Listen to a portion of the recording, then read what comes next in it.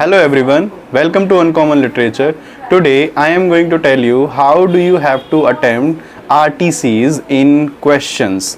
So before moving to the exercise, let me thank you all for 1000 subscribers. So with this I would also request you to click the subscribe button and follow my channel Uncommon Literature. So this video will help the students of English literature who are confused with the RTC. RTC is basically reference to context, and in exams you have to attempt these questions also. So there is a proper format for that. If you know that, you can easily score good marks into these questions as well. So let us begin. Have a look at the lines. Away and mock the time with fairest show, false face must hide what the false heart doth know. So these are the lines which we have to analyze in RTC. So before moving ahead, let me tell you how we have to divide the paragraphs. Students, we have to write down at least 5 paragraphs with each point in each paragraph. In the first para, we will write down the source of the lines. For example, that these lines are taken from Shakespeare's play Macbeth, and this was first performed in 1606. These lines occur in Act 1, Scene 7, the last line of the Act 1, line number 82 and 3. In the second para, we have to write down the context of the lines. So what is the context here?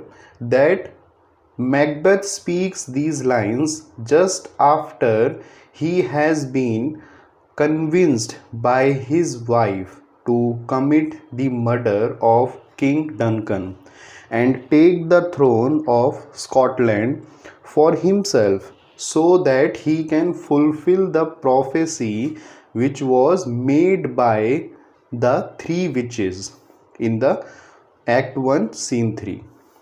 Okay, so this is the context. First, Macbeth himself told this prophecy to Lady Macbeth, his wife, but later on he started distracting away from this idea to kill Duncan. But Lady Macbeth came up and she made him resolve to commit this deed.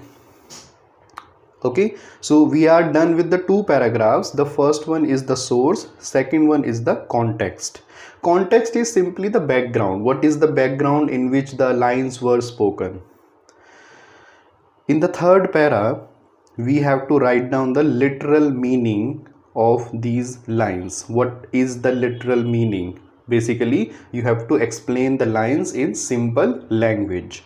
So you can understand it like Macbeth here is talking to mock the time by the fairest show. Mock the time here means that mock word is here used as deceive. So he is asking to deceive the time with the fairest show. So the most fair, most honest display of behavior they have to show in order to mock the time.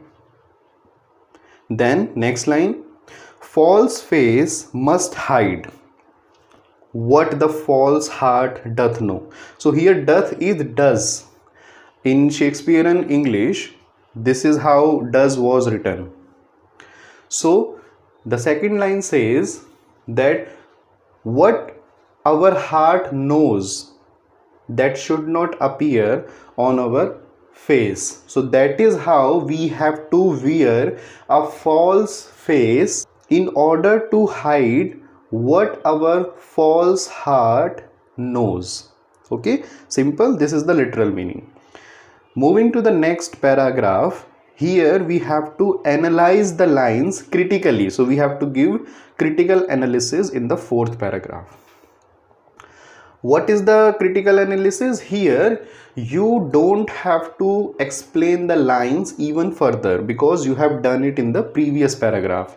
Here you have to mention all the other details which you can associate with these lines, or what you know about these lines. So for example, so these lines seem as if Macbeth is talking to his wife Lady Macbeth, but actually Lady Macbeth has spoken the same lines or the similar lines in the previous scene when she was convincing her husband to commit the murder of Duncan. So here actually Macbeth is not addressing these lines to Lady Macbeth but rather to himself, because he was earlier roving away from the idea of committing the murder, but now he is determined, he is making himself sure that he has to commit this crime by being false to everyone, and he has to become very innocent in front of all, and he has to deceive everyone. In the last paragraph, students, you have to mention if there is any figures of speech or any literary terms if you find, like metaphor, synecdoche, or many other.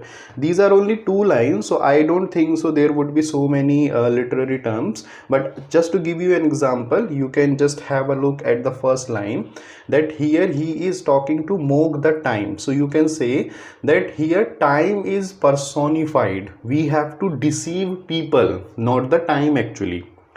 Okay, so actually people deceive other people, so time is here personified as if we have to, or Macbeth has to deceive time. Okay, like the way he will deceive many other people surrounding him.